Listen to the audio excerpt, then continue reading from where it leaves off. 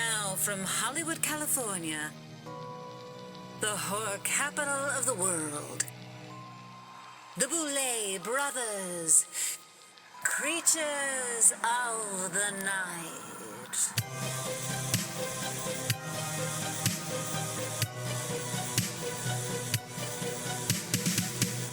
Welcome to Creatures of the Night. As always, we are the Boulet Brothers, your queens of darkness, Dracmorda. And Swanthula, and we are coming to you live from the fiery depths of hell, otherwise known as Los Angeles.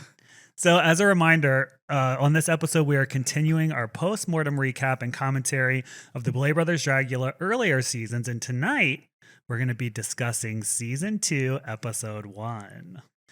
I mean, let me just put it out there, bitch. It is so good. Oh my God, it's so good. So before that, we have to talk about these fires in Los Angeles because a lot of people online have been asking, are we okay? And what's going on, which I really appreciate. So thank you all for emailing or tweeting or whatever. Or what does Blue Sky do? I don't know. Twerping. Yeah.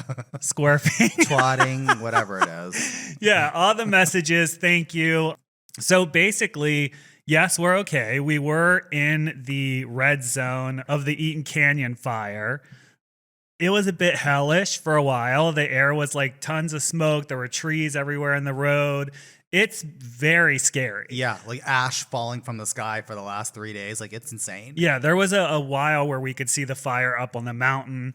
Had it come down in the neighborhood, we probably would not be doing this podcast right now. Yeah, there's a video on my phone, and I look at it, and I'm like, you know what this looks like? It doesn't look like Altadena. It looks like Lord of the Rings, where Smaug came down and just like blew a fireball on the side of the mountain. Yeah.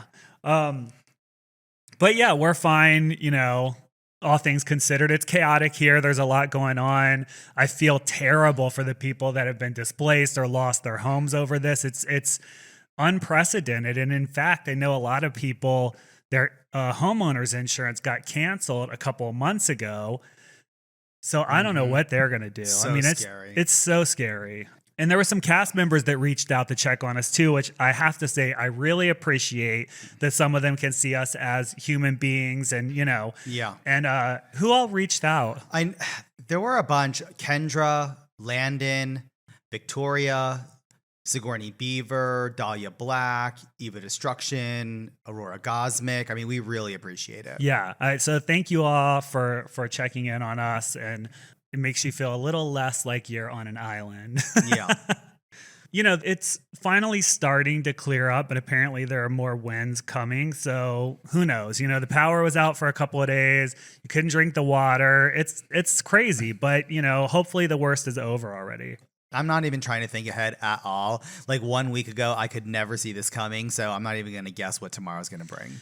Well, one person who got hit worse than us was Ian, our co-host. So let's take a break, and when we come back, we'll invite Ian in. He can tell us his experience, and then we'll review the Boulet Brothers Dragula Season 2, Episode 1. Sounds good. Stay tuned, Uglies.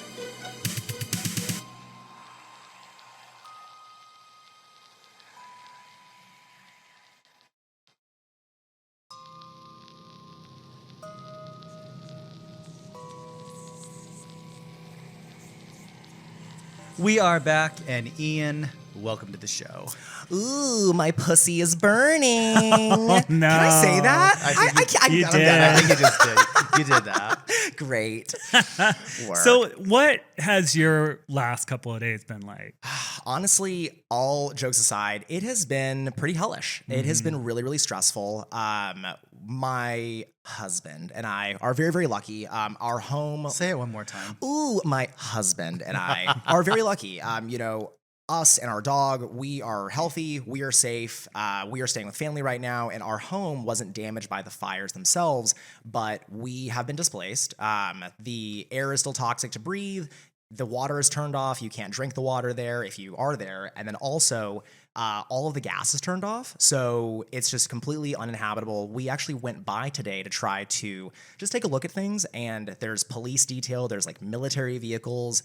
it's pretty rough out there. It's kind of crazy because Drac and I drove by your place a couple of times to let you know, like, yep, she's still standing. Your house isn't on fire. Thank you but for that, by the you're, way. Of course. But on your corner specifically, it feels like it's a nexus of all Yes. of that police activity It's and so tape. weird. and- Well, yeah. remember, like 1 block away from him, okay, your block isn't burnt. Yeah. But 1 block over, like 3 houses in the middle are just gone. It's crazy. And I think this happens anytime you live in a place for long enough, you sort of develop those little inside jokes with the people you know. And so it's all these houses are like, oh, that's COVID house, or oh, that's this house.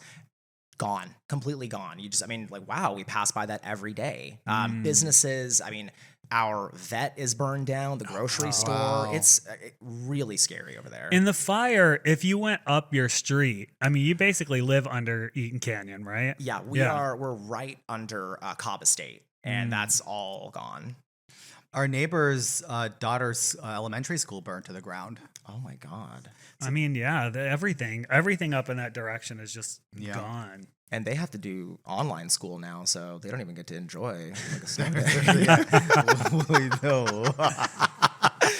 Well, I know that we're all resilient. I know that you will figure it out and get through it. Yeah, for sure. And listen, I was forged in the fires of the cry closet, so I can handle it. It's going to be great. Look, when we said it's a painful and sadistic road, we didn't mean just the show. Like, life can be like Your that whole sometimes too. life. Yeah. Oh my God, yay, more. So take a couple of shots of tequila and get into it. Yes. Wait, you're on to season 3 already. We'll get there. Oh, I mean, we have to dig into the boudoir before we go anywhere, though. Yeah. Okay, so let's get to this episode. I have not rewatched this episode in a very long time. Same. 100% same. It's been years since I've seen this episode. I am happy to report that I found it very enjoyable. It was fun. Tell us about it. I just thought it was great. Like the intro is super campy. You know, just to set the stage for people, we talked about this in the last episode. Season 1 was really a proof of concept sort of pilot. And so I assumed, and then so about 3 months after it started airing, the show got picked up by an international network and they ordered season 2, which what I thought was going to be season 1, but they were like, no, let's edit that and remaster it and keep that as season 1. And so this became season 2. And yeah, watching it back, I was very happy with it. Like, I thought the intro was super campy and fun. Them meeting each other was crazy. I mean, one of the things I think that's most noticeable is this was really the time right before people started really getting mega politically correct, I would say, for lack of a better term. Yeah, I think so too. Like, one of the notes that I wrote down specifically at the very first boudoir, which we now call the lab, but this was like the first bona fide boudoir.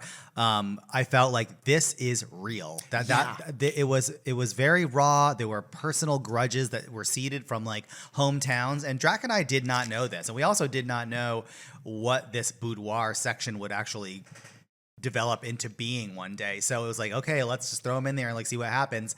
And we were literally in the stairwell around the corner when this was getting filmed. Drac and I were like listening, like cups to the wall, and we were fucking giddy. Like, I'm like, oh my God.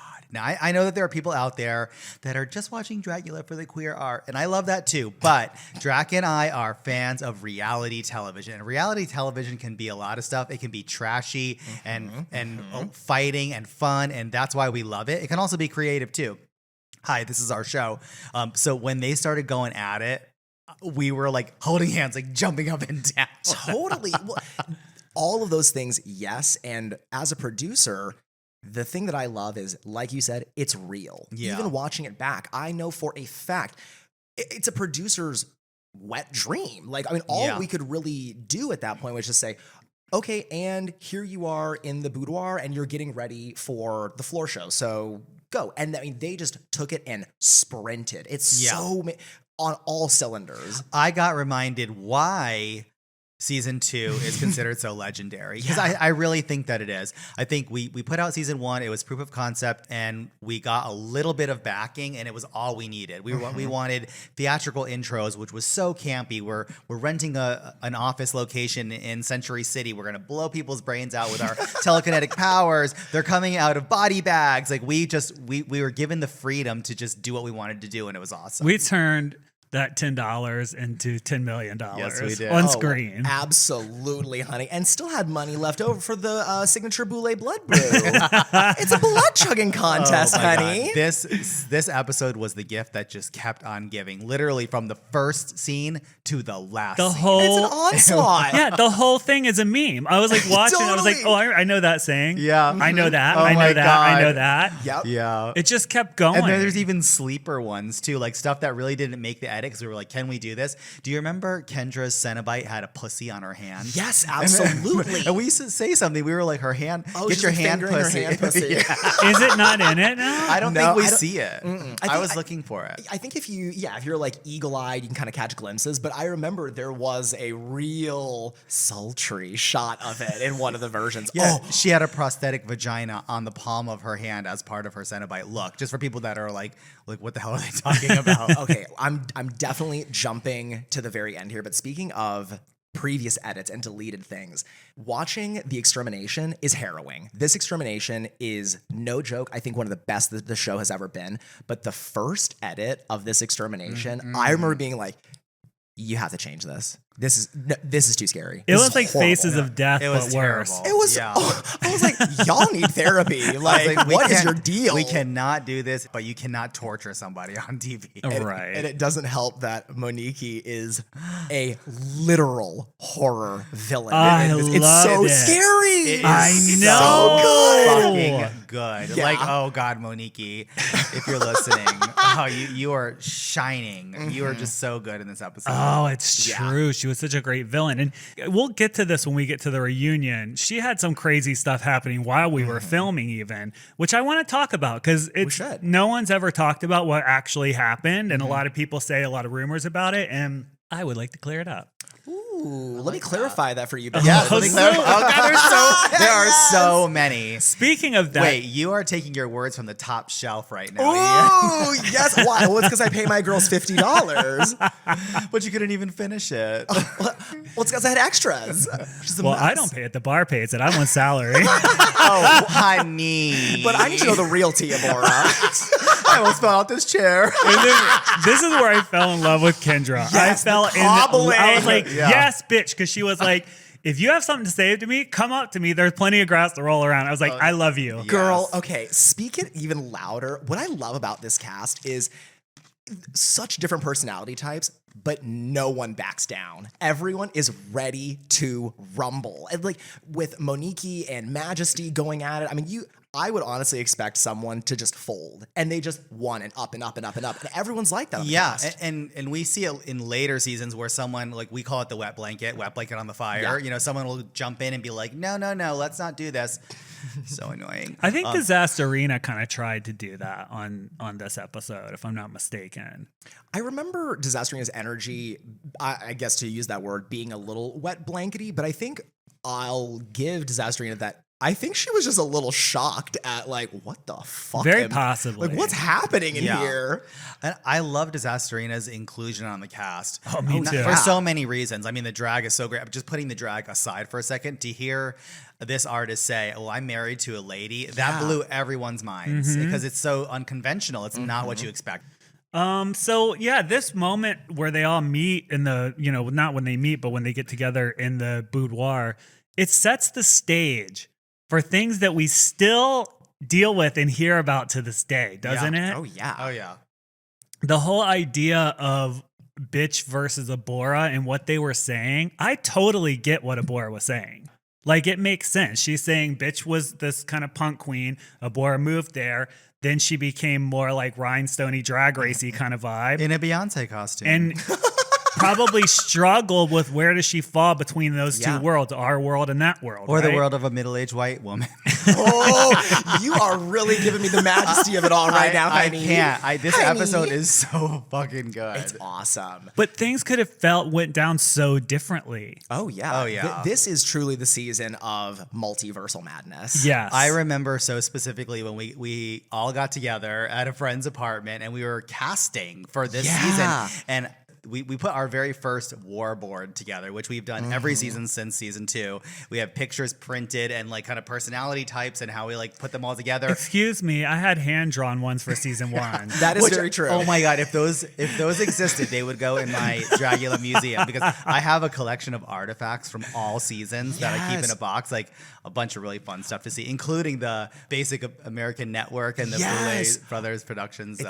So funny. Tab. When I was fleeing my apartment earlier this week, Oh my God. I was going through some stuff in the closet, and guess what I found? What? I found seasons 1, 2, and 3, the Meet the Cast schedule posters from DragCon. I kept all of them. Like, I was like, oh my god, ladies, you're late for your time slot.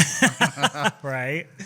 I mean, there's too many amazing fights happening here, right? Yeah. I didn't remember Abor was from Florida.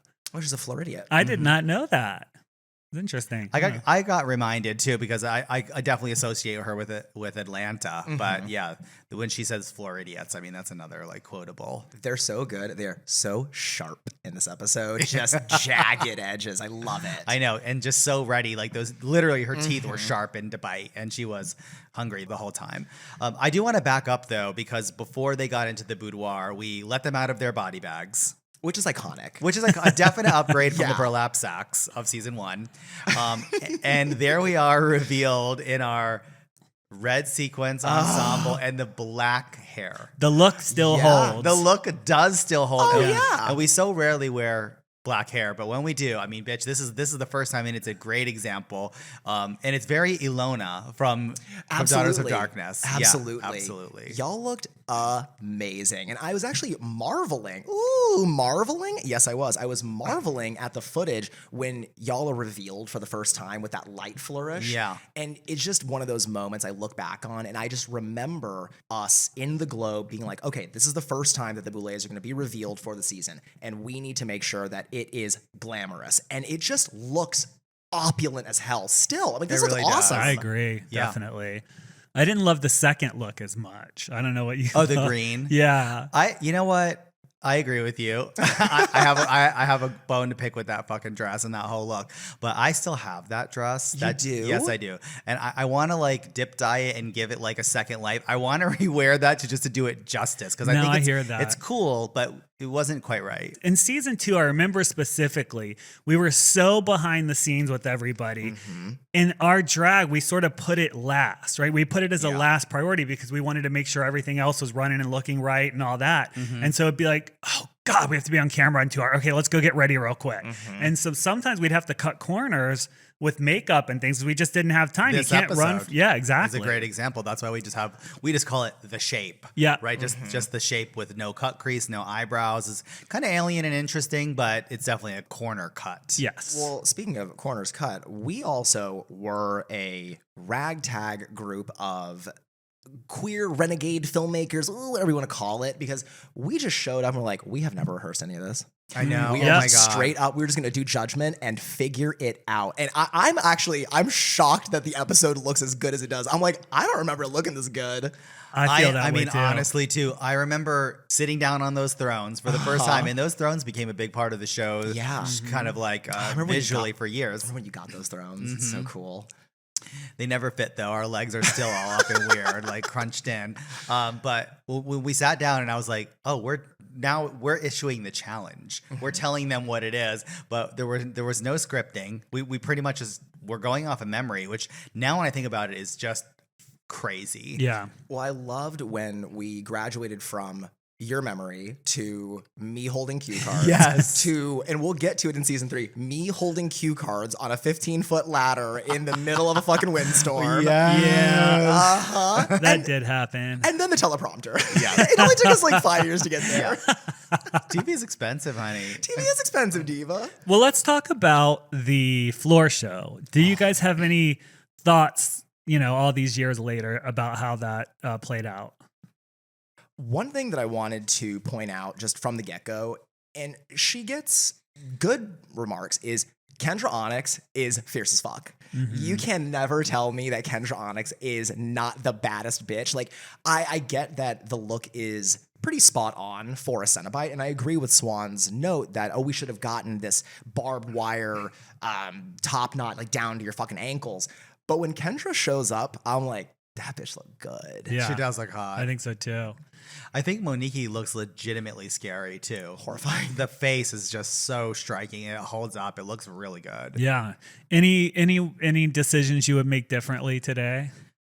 I think the ones that shined out deserved their placement. Yeah. I thought Abora's was very interesting and cool. I mean, when the milk started flying out of the babies' faces, it was what a cool moment. Victoria was undeniable. Like if anything, and I understand why Majesty took the win on this episode, but if anything were to change in my going back in time and redoing it, it would be Victoria winning this episode. Just because the special effects makeup is through the roof. I can totally see that, and I feel like this season is where we as a team learned about making a TV show that it's not just for us, it's for the fans. It's our show, but you do have to do things for other people. Oh, weird surprise. But this was a moment where we're like, we want to show the competitors in their best lights. So we don't want to show them fucking up. We don't want to show them stumbling or messing up. And I remember, Victoria looks incredible. You can't deny it. But Victoria is leaps and bounds a better performer now than she was on that day. She was very, very awkward and very shaky. Shaky, yeah. She was very nervous, and you couldn't see that in the edit, like you said. Yeah. But I think also her look was very spot on. Sure. Whereas Majesty's was sort of like a new idea. Yeah, I think we said it. I can't remember if you said it or I said it. The challenge was to take the concept of Cenobites and put it through your unique vision of drag. Right. And Majesty at the time was like, I think he succeeded in doing that. And Victoria just succeeded in making like a television worthy Cenobite. Totally. One other Cenobite that I really love is Dali's. Oh yeah. I like it too. It's just Dolly's drag was so different then, of course, but it's so sick and perverted, and it sort of is the only person. Well, actually, I think Dali and Abora are the only two who go more of like a filth kind of route.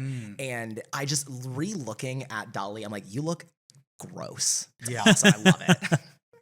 So let's get on to the extermination, right? Because it was season 2, and I remember people were saying, oh, they got picked up. Now the exterminations are going to be weak. And I was like, I was like, no, they're going to get worse.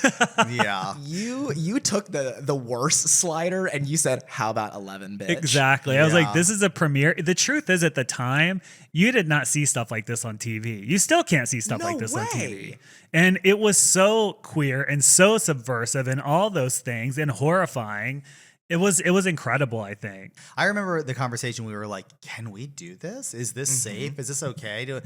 In the contract, like, insurance and all these kind of things. And all the answers were kind of like, yes. Then it just became, will you do it? Yeah. Yeah, will you do it? And the result is there. I mean, and I think it still holds up. Watching that shit, it's like really intense. Yeah. I was going to double down on the intensity of it and also give some props to the cast here, because I think that this extermination mirrors season 1, episode 1, which, being buried alive, it's fucking scary. But the reactions of the cast in that casket, incredible. And I'm like, this is so legitimately terrifying. Monique's reaction is both hilarious and ghoulish and nightmarish. Felony is really giving, but then Erica just sort of shows up and becomes this character who I'm like Erica Clash becomes canonized right in front of our eyes. It's true. It's wild. She to watch. legitimately faced a demon that day. You can see it in her reaction, but then juxtapose it to Monique's like insanity, like just the casual It's really scary. Like, it's so scary. Monique Ooh. was terrifying. And Yeah. we're very altruistic back then. We're like, if someone does poorly, no matter what, they're going home. Whereas now we'd be like, well, they're kind of good at stirring up some shit. I'll give you a couple of extra points. If I could go back in time, I would give Monique extra points for sure. May I? Please. I'm not going home, bitches. I'm not going anywhere. Y'all are stuck with me. I'm going to make all of your lives a living hell. Ooh. What a great villain and a great way to end the show, because people were probably at home thinking like, what is this bitch gonna do next week? Yeah. I was one of those people. I was like, my what God, is this bitch going to same. do next week? Well, what she didn't do was learn how to sew. That's true. There's something really fun about the fact that James and Monique knew each other and they had that because it carries over into episode 2 where they're like, let's make Best up. friends. And then Oh she's my like, I fucking hate her as soon as she got away from her. It's amazing. I mean, So funny. and it ripples through time when Majesty comes back on season 6, because a lot of his looks were throwbacks to the stuff that was happening on season 2, whether people picked it up or not. Specifically, the doll challenge, he was a sock puppet, and he describes Monique in this episode as a sock puppet from back home. Yeah, he said it was kind of like an apology to her for that. That's cool. Nicey cutie. Yeah. And look where that got him. Oops. One thing I really love about this season as well is I remember when we were in pre-production for the season and the remaster of season 1, not the one that we watched, but sort of this weird proto one had talking heads added to it, and they were in drag. And I remember when we were in that pre-production meeting and we were talking about the need for talking heads, and y'all had said something to the effect of, we want to have them in drag because we never appear out of drag. This is the Boulet Brothers Dragula. So it's modeled after us. And it's so, I forgot that we did that. So when we see the in drag talking heads, I'm like, wow, no wonder people were confused. Yeah. It's so cool. Though. Yeah. I love it. I love it. And some of them, I'm like, some of y'all need to wear this look on the show Yeah. because you look good here and you do not look good in this episode. Yeah, Majesty's makeup skills are like at the high point of her power on this season. At the time, James showed up on all the lists of like top drag artists. And Oh, yeah. that's why they all knew who she was, because she was like one of the makeup queens on Instagram. And so they all hated her because of that. I mean, she has an attitude too, which is awesome. So I get it. Love it. But you know what I mean? You're like, oh, who does she think she is? Like Kendra's like, oh, you don't look like your Instagram picture. Totally. Oh, I loved that moment. It was a mic drop too. Everyone was like, ooh. So good. Yeah. There was also, speaking of the drama from back home, kind of looping back to when we talked a little bit about Abora and Bitch, that feud on set and behind the scenes, I mean, that was one of the ones where I remember looking at just the cast and being like, are we going to have a problem? Like, is this going to bubble over in a way that's not fun for TV? And it never reached that point. Everyone was cool. Everyone did their thing. Yeah. But it was, I mean, it's real. Yeah, I mean, the conversation about like sexual assault and all, it was Consent, just, Yeah. it She was flicked a me in the different dick. time. She flicked you in the dick? She flicked me in the dick, and then she made out with my face without my consent. Well, you didn't fuck yourself with a crucifix, did you, Mary? Yeah, I Yeah, I did. did. That is so only on Dragula. Yeah, totally. Oh my fucking God. Oh, and since we're here, I have to say it. Oh, honey, you're a trigger happy alcoholic. That's what I said, bitch. You gotta pop a Xanax every 10 fucking minutes. Fucking legendary. Girl. A legendary moment. And the speed and the accuracy of Yeah. those words flying out so of cutting. Majesty. And 5 minets later, the first T-shirt appeared with that printed right on it because that shit was merch. It was. It was. It was. Iconic. All right, so let's talk about who went home this episode, right? So 3 people went up and got pierced. We have Felony Dodger, Erica Clash, and of course the one and only Monique Shame. Moniki Chame. Yes, Moniki Chame. Obviously, Moniki Chame can read the future because she said, my nails still look good. My face still looks good. I'm not going anywhere. Not tonight. Not today. Not next week. I'm not going anywhere. The most sinister thing. So fucking good. It was. And so all 3 of them went up. Everybody did well. I mean, here's the thing. Felony just did not ping as high on the reality Richter scale as Erica did, because Erica went through a whole transformation in that extermination. Monique became this crazy like Ursula villain, which is amazing. Totally. Yeah. And Felony reacted to it, but it wasn't as sensational of an episode. I think too, when we look back at the floor show, and of course, drag is art is subjective. When I look at Felony's Cenobite, I remember who we were talking about. It's just a little on the nose. Yeah. I'm like, okay, so you're mirror Cenobite. Got it. Cool. What does this say about Felony's drag? And even though Monique is wearing a red latex tube skirt, whatever is happening, I'm like, knowing that Monique is a mask queen, that mask looks fucking awesome. Yeah, and even it's true. And even though Erica's look is definitely not my favorite of the night, and the construction's a little funny, that's video game Pac-Man Ghost. Yeah. And I see the drag. So, Complete with the yeah, Rubik's Cube, Cenobite Cube. Like that was really cool. a cute touch. Yeah. So Felony ends up going home, and we have our first chainsaw death. Yes. I liked it. I thought it was fun.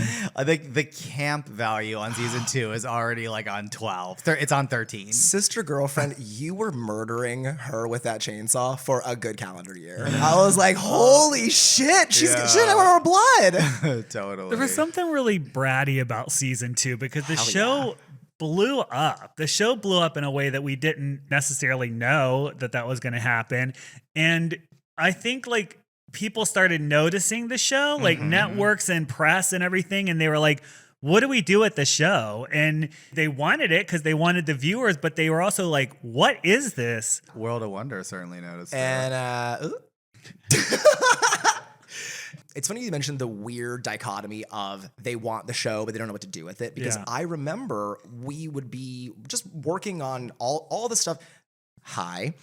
When the show is not being made, the three of us would be locked in some sort of dungeon doing other work. Yeah. And I remember like we would like, bang down the doors of all these publications. Hey, do you want to write about it? I'm like, we love the show. We don't know what to write about. And it's like, or like just people everywhere being like, we love Dragula. Yeah. But then people also not paying it any respect. It was a very weird time. It really was. There was a weird power play happening too, where Yeah. there was another company that basically were incentivizing, don't write about the Boulet Brothers Dragula and we'll do X, Y, or Z for you. And it worked for a while. It did work. Yeah. Yeah, we were blocked successfully a couple of times, but they tried and failed. And I've said this 1,000 times, bitch, if you come at me and try to kill me and you miss, it's fucking over. It's over for you. And so much grew out of this season. Right after season 2, this was the first opportunity that we had to take monsters to international locations. So Yeah. we went to the UK. I think Drac and I went to Australia that year. Yeah. And it really was just real world reactions to like the show growing and the interest growing. And that was happening. All right, let's take a quick break. And when we come back, we will be answering your listener questions.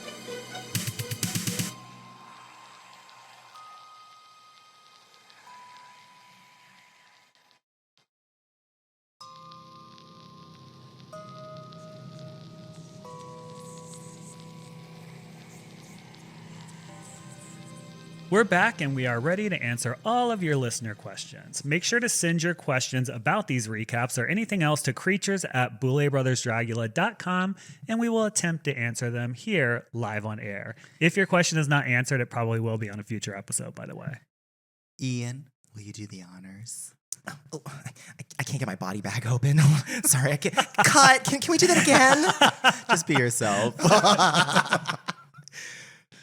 Rhiannon from West Australia writes, I've created a couple of pieces of the Boulet Brothers Dragula art over the years, and I have started my third version of drawing the Boulet mansion with all of the cast of Dragula. So my question is, do you prefer to get tagged in the fan art online, or do you prefer to be given the art when the fans see you at meet and greets, or both?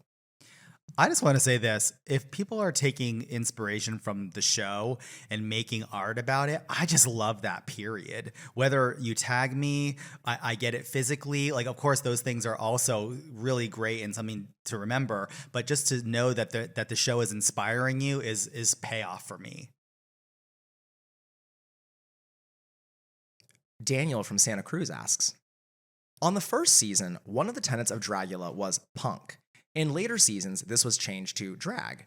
It seems to me that drag is such an important element that it isn't so much a tenet as the essence of the show. So my question is, why was the punk component replaced with a seemingly redundant drag?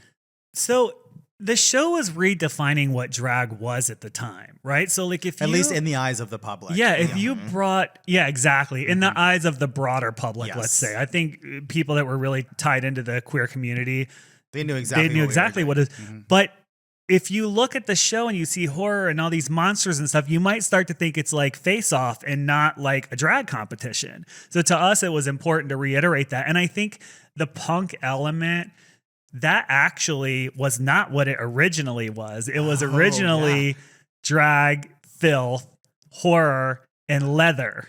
Because when we started Dragula, we wanted it to be this John Waters experience when it was a club. And we always exclusively only wanted to hold it in leather bars. That's right. It was Which at- is so amazing. It's Because awesome. at the time, It's so perfect. Cool. everyone with the chaps and the porn in the back, it was just Yeah, like at the the time, perfect. oh my God, those Yeah, to be neon there. dicks just like shooting cum across the wall, porn everywhere, and then just drag queens in a mosh pit. I mean, it Like was the incredible. fiercest, So cool. edgiest drag So queens. cool. Spraying beer everywhere. Even at the Eagle in San Francisco too. Like we always took it to a leather bar.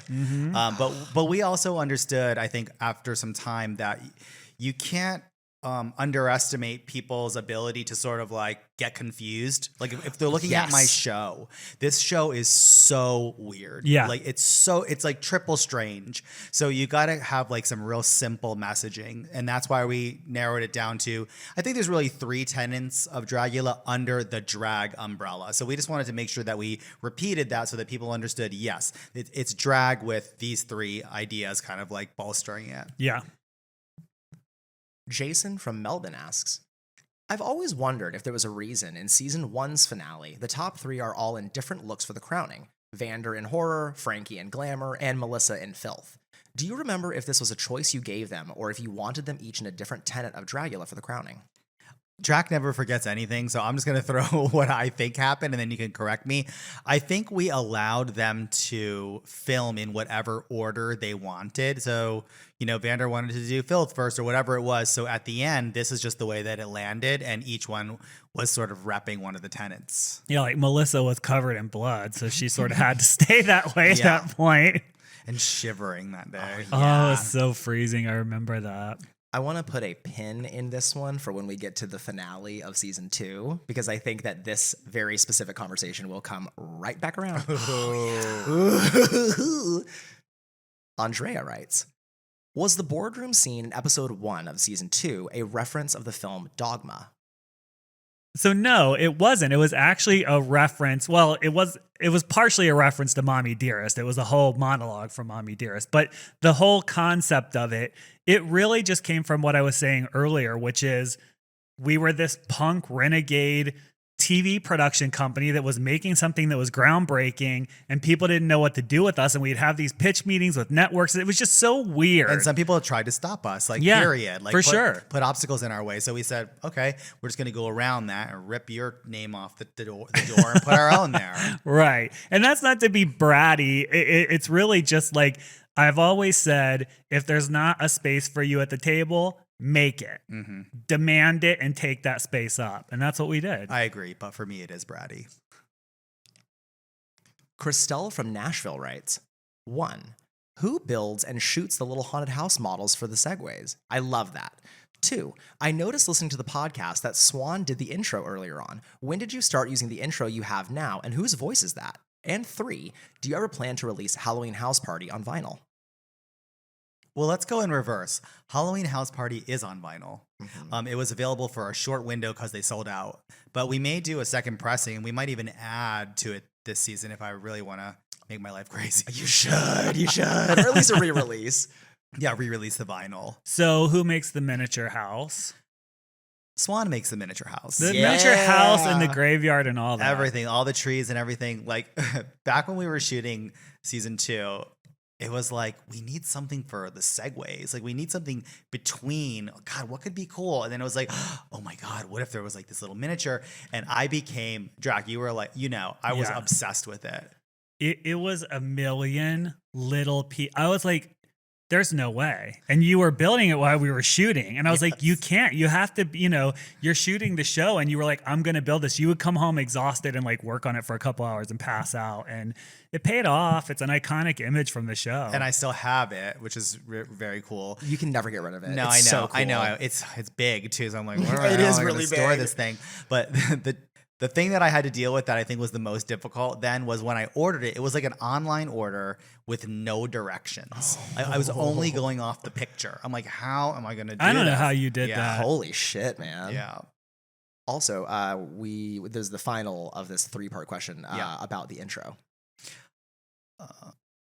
It was never your voice doing the intro of Creatures of the Night. It's a voice actor that we hired that I love her voice, and I actually want to try to get her to record audio for the new Dragula like intro segment, like the theme song on the show. Cool. Yeah. Hopefully it'll work out. Michelle asks, I'm wondering how much help the ghouls get with applying bigger prosthetics and costumes. I'm a huge fan of Face Off, and application often takes hours, and they sometimes need to work in teams. I'm thinking of something like Victoria's The Thing, Abora's Stilt costumes, Coco's Snake. I don't see how they didn't get help with applying / getting into those. Well, that's how amazing they are because they did not get any help. I remember Victoria putting that crazy thing together. I mean, I don't know how she did it. And then when we would cut or go to lunch or whatever, she just had to go lay down in the corner. Remember? She couldn't move. Yeah, literally just laying on the ground. Crazy. Very. Colleen from Philadelphia writes, Hello, Boulets and Ian. I have been thinking of sending this question in before, but after Ian mentioned Israel on the past week's episode, that cemented my decision to submit. What's Israel's story? How did y'all meet? What does he do outside of Dragula? I'd love if he was a guest on the pod, only if he wanted to, of course. Well, he'll never be a guest on the pod because we will not be responsible for you hearing his voice because he does have one, but it's just part of the show's canon. Yeah. We do not hear Israel. Yeah. And the way that we met him, at the Halloween ball, we always do our big costume contest. He entered the costume contest that year and won. And I remember the crowd was so gagged over him and was like in love with him. And I was like, this guy's perfect. Like we need to use him for stuff, And that's how we started hanging out and just being friends and, it's all history now. I mean, he loves Halloween just as much as we do. He's very witchy. Yeah. He's like a cat in many ways, like kind of like so am I too. Just like with all of his like rituals and toiletries and oils and unctions and tinctures and everything. Like, yeah, he's an interesting guy. He makes jewelry. He does interior stuff. He's artistic. Danica from Big Bear writes, What's the real tea with your relationship with Israel? I know in the past you spoke about fetish stuff you guys participated in. I personally come from a fetish background and see in the show Israel seems like your sub. Is that just for the show? So yes, that is absolutely just for the show. He's our butler. He's like our number one butler henchman. And like so our lurch, and it is kind there is kind of like a submissive undertone there. Yeah, but no, I remember for the longest time because we would always be together and people always thought the three of us were like hooking up and none of that. We've just been friends like the whole time. Mm-hmm. Yeah. Well, that's all the time we have for this episode of the Boulet Brothers Creatures of the Night. Make sure to watch the Boulet Brothers Dragula Season 2, Episode 2, and join us back here next week for the recap. Also, please remember to rate and subscribe to the podcast wherever you listen to it and make sure to leave us a review. Until next time, Uglies. The Boulet Brothers Creatures of the Night is hosted and produced by Glamour and Swantula Boulet, along with co-host Ian DeVogler, with music by Neuron Spectre.